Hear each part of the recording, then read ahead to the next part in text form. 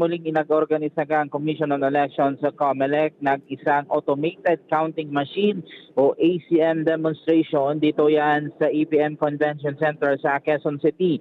Pinakita ang bagong automated counting machines o ACM sa pamagagamitin nga sa pagboto ngayong darating na eleksyon. Ayon kay COMELEC Chairman George Garcia, layo ng ginagawa nilang mga nasabing demonstration na maipakita na sa mga botante at publiko ang paraan kung paano gagamitin ang bagong ACM.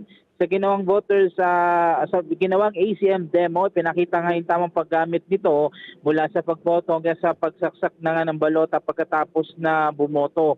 May mga naging pagbabago din ito mula sa dating VCF at makikita rin na din dito agad kung tama bang naiboto ng isang botante at nagrehistro sa nasabing makina.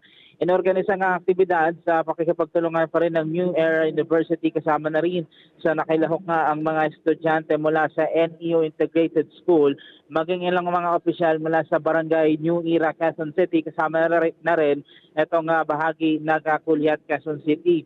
Sa kabila niya, tiniyak naman ni Chairman George Garcia na nananatiling on track ang ahensya sa kanilang preparasyon para sa eleksyon 2025. Let's get together, Sunday 25, Sunday 25.